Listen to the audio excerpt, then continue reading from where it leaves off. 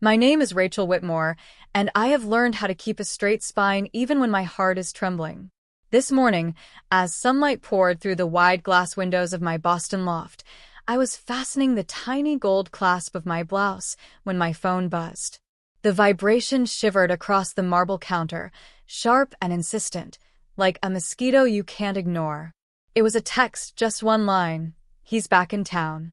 I froze. The silk sleeve slid down my arm, whispering against my skin, and for a moment the whole room blurred. Years of therapy had taught me to breathe through panic, yet the old ache along my ribs, my left side, exactly where the bones once cracked, tightened like a fist.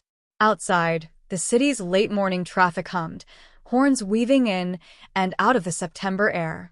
Inside, the smell of freshly ground coffee lingered, warm and almost kind.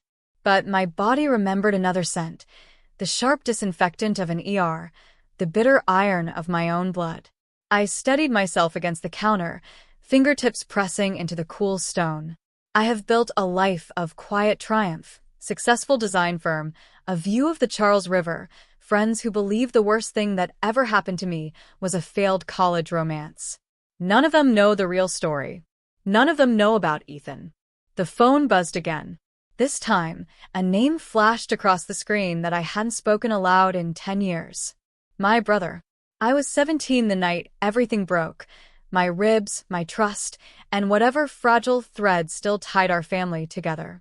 Back then, our clapboard house in Asheville, North Carolina smelled of laundry detergent and lemon floor polish, a sweetness that only made the tension worse. Dad had died when I was 12, and since then Mom had turned silence into a survival strategy. Ethan, 2 years older and our mother's golden boy, carried all her unspoken hopes like a crown he never asked for. The football team's star quarterback, with a grin that made neighbors call him prom king material. That night, I remember the glow of the kitchen clock, 11:47 p.m. I'd come home late from a study group, arms full of textbooks. Ethan was waiting in the living room, the TV flickering blue across his jaw. He'd found the letter from the art school in New York, my acceptance letter, buried in my backpack. "You're not running off to some city to paint pretty pictures," he said, his voice sharp as broken glass. "Mom needs you here." I tried to explain, words tripping over each other. Scholarships, my own future, a life beyond this house. But his eyes darkened. He stepped closer, too close. "You think you're better than us?" The shove came first, a quick jab to my shoulder. Then his fist, low and sudden, caught my side. A crack, loud as a snapped branch. For a breathless second, I couldn't even scream. The air left my lungs in a dry gasp. Pain, white, searing, lit up my chest. Mom's footsteps. Her face pale in the hall light. I remember the dish towel still in her hand, damp with soap bubbles. "Stay quiet," she whispered, her voice almost tender. "He has a future. Don't ruin it." Her words sliced deeper than Ethan's blow. They told me my pain was worth less than his potential. Later, at the emergency room, the doctor with kind brown eyes examined the bruising. He noticed the pattern, the fresh fracture. I braced for judgment, for the usual questions that fade into bureaucratic indifference. But he didn't blink. Instead, he crouched to my level and said softly, "You don't have to stay where you're hurt." He pressed a small card into my palm, his wife's name and the number of a local women's support center scrawled in blue ink. "Call. Anytime." "Promise me." That card felt heavier than any textbook I'd ever carried. I promised. I kept that card tucked inside the worn leather cover of my sketchbook, its corners softening with time. For weeks I traced the blue-inked name with my thumb whenever the house grew too quiet, when Mom clanged dishes to drown her own guilt, when Ethan's laughter drifted in from the driveway like nothing had ever happened. One chilly October morning, I finally called. The woman on the other end, Caroline Green, spoke in a calm, steady rhythm, as if she'd been waiting for my voice. Within an hour she met me at a downtown cafe, no judgment in her eyes, only quiet certainty. Caroline was the first adult who didn't tell me to forgive or forget. She told me how to begin. That same week, I packed a single duffel bag and left before sunrise. I left a note on the kitchen table. 2 lines. I'm safe. Don't look for me. I never heard Mom stir. Caroline's organization found me a spot in a transitional housing program for young women. My room smelled faintly of lavender detergent and hope. It had a single window facing the Blue Ridge Mountains and a tiny desk where I spread my sketchbook each night. Days blurred with work, double shifts at a bakery and evenings at a community college art class. There were nights I fell asleep still dusted in flour, my ribs aching in the cold. But every brushstroke on a blank page felt like claiming a piece of myself back. Caroline introduced me to Marcus Hale, a gallery owner with salt and pepper hair and a quiet appreciation for stubborn talent. He didn't coddle me. He challenged me. Raw, he said, tapping a charcoal sketch of the mountain skyline. But real. Keep going. I learned to stretch my own canvases, to mix oils until the colors matched the bruises I once hid beneath sweaters. Plum, midnight, storm gray. My first small win came a year later, a local art fair where a stranger bought a landscape for $50. I clutched that bill like a passport. By 21, I had a portfolio and a scholarship to the Rhode Island School of Design. I didn't post my acceptance online. I didn't tell Mom. Ethan, as far as I knew, was still throwing touchdowns. College was equal parts exhaustion and revelation. I worked late in the campus print shop, chipping black ink from my nails while classmates debated brush techniques. Some nights, I still woke to phantom pain in my side, but the ache became a quiet reminder. You survived. For years later, I opened my first solo exhibit in Providence. Critics called my work unflinching, achingly intimate. I called it Blueprints of a Broken Rib. Only Caroline and Marcus knew the real story behind those canvases. The rest of the world simply saw strength. And I let them. Because some victories are best kept secret, until the day you decide the silence is yours to break. 10 years after I slipped out of that house before sunrise, a single text rattled the careful peace I'd built. He's back in town. 2 days later, another message followed, this time from my mother. Family dinner. Friday. Please come. We need to talk. I almost deleted it, but a quiet, steel-edged curiosity kept my thumb hovering over reply. I typed one word, okay. Friday evening arrived with the heavy scent of late summer rain. I pulled my charcoal gray blazer tighter as I stepped from the car, the rhythmic click of my heels on the polished stone of my own gallery a soft metronome of resolve. Yes, my gallery. The Whitmore Hale Gallery had been open for 3 years now, a name Marcus insisted I share because, as he said, you built this place as much as I did. The dinner wasn't at Mom's house. She'd chosen to meet here, on neutral ground. When I opened the glass door, the familiar hush of the gallery embraced me, tall white walls washed in warm light, canvases alive with shades of storm and dawn. My story in color. Mom stood near the far wall, her hands knotted at her waist. Ethan was beside her, broader now, a trimmed beard framing the same sharp jaw. His once cocky smile flickered when he saw me, then vanished. Rachel, Mom began, her voice uncertain. Thank you for letting us see this place. I let my bag slide from my shoulder and rested my palms on the cool marble reception desk.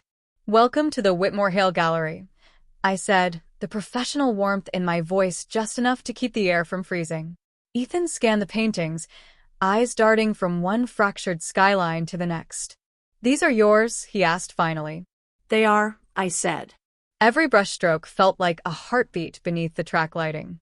Mom exhaled, as though she'd been holding her breath for a decade. You've done well. Better than I imagined. Better than you allowed me to imagine, I thought. But I only said, I've built something I'm proud of. Ethan shifted uncomfortably. I didn't know you, he stopped, eyes settling on a canvas near the entrance. It was the centerpiece of the room, a storm-gray ribcage wrapped in streaks of gold. The title plate read, Blueprint of Silence. I watched his throat move as he swallowed. You painted this? Yes. My voice was calm, steady. It's about the night you broke my ribs. The room went impossibly still. Only the soft buzz of the gallery's lights filled the space. Mom flinched as if the words themselves had weight. "Rachel," she started, but I raised a hand. No. "You told me to stay quiet because he had a future." I took a single step closer, the echo of my heels sharp against the floor. "And yet here I am. This is my future." Ethan's eyes dropped to the polished concrete. For the first time, the swagger that had once filled every room was gone. I was angry. "I can't. There's no excuse." You're right, I said. "There isn't." Mom's voice trembled. "I thought I was protecting him. I thought." "You protected the wrong person," I said gently. "But I protected myself. And I thrived." I let the silence settle, not cruelly, but firmly. The weight of truth belonged to them now. At last Ethan whispered, "I'm sorry." I nodded, neither absolving nor rejecting. The gallery lights glinted off the golden streaks in the ribcage painting, a wound transformed into art, into something unbreakable. This was the reveal I had carried for 10 long years. And it was finally, unmistakably mine. I folded my arms across my chest, not in defense, but to steady the tremor of adrenaline. For a long moment, the only sound was the gentle hum of the gallery's climate control. I had spent years imagining this meeting. Now that it was here, I felt neither rage nor triumph. Only clarity. "Here's what I need you both to understand," I said at last. "This isn't about punishing anyone. It's about accountability." Ethan lifted his eyes. They were the same sea blue as when we were kids, but they no longer carried the careless glint of a quarterback swagger. "I want to fix this," he said quietly. "I don't know how." I drew a slow breath. "You start by owning what you did. Not with excuses. With action." He nodded once, a stiff movement. "I'll do whatever it takes." "Then go to therapy. Not one session, commit to it. Work with someone who will push you to look at the anger you carried, the privilege you were given. And when you're ready, speak to young men who need to hear what unchecked rage can do. Use your voice to keep someone else from becoming you." Ethan swallowed hard. "I can do that." I turned to Mom. She had been silent, twisting the strap of her handbag until her knuckles whitened. "I need something different from you," I said. Tears welled in her eyes. "Anything," she whispered. "You taught me that silence keeps families intact, but it only keeps wounds hidden. If you want a place in my life, you have to learn how to speak truth, even when it's ugly. Start with a support group for parents of abuse survivors. Learn how to protect the child who needs it most, even if it means disappointing the one who seems to shine."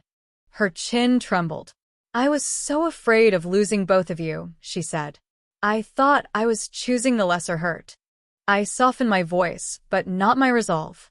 "You can't change the past, but you can choose honesty now. That's the only way we can ever have a real relationship." She nodded, a single tear slipping down her cheek. "I'll do it," she said. "I'll learn."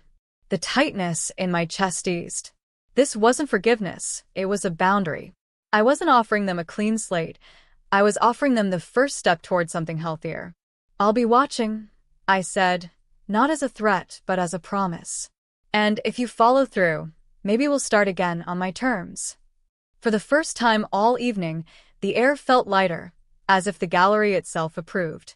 The gold streaks in the ribcage painting seemed to catch the light and glow a little brighter. 2 months later, autumn settled over Boston like a warm copper quilt. The maples along the Charles burned red and gold, their reflections rippling across the river outside my loft windows. I sipped my morning coffee, dark roast, a hint of cinnamon, and scrolled through my messages. A text from Ethan. "Therapist says I'm making progress. Speaking next week at the youth center. It's hard, but it matters." Below it, a photo from Mom. She stood in a circle of other parents at a community center, a name tag pinned to her cardigan. "First meeting done. I'm learning how to be the mother you deserved." I set the phone down, fingers lingering on the smooth glass. A quiet, unexpected warmth spread through me, not the shaky relief of old survival, but the steady calm of someone who knows her own strength. On the gallery wall behind me hung the painting that had started it all, Blueprint of Silence. The gold veins across the storm-gray ribs caught the morning light like molten sunlight. Next to it, in a small shadow box, rested the object I had kept all these years. The worn business card the doctor pressed into my hand. The blue ink was faded, but the promise remained. I walked closer, tracing the glass with my fingertips. That single card had once been the key to freedom. It had carried me from the darkness of a kitchen filled with whispered excuses to the bright, unshakable life I now lived. For a long time, I thought strength meant staying quiet. Now I know it means speaking when it matters, and listening when others finally learn to. I turned back toward the window, the city bathed in amber light, and whispered the words that had waited a decade to be said aloud. Words that were not a plea or a challenge, but a declaration. I am whole, and nothing you broke can ever stay broken. The breeze off the Charles carried the syllables away, soft and sure. Somewhere across town, perhaps my mother and brother were beginning their own work. That journey was theirs. Mine had already begun, and it was still unfolding, golden and unbreakable.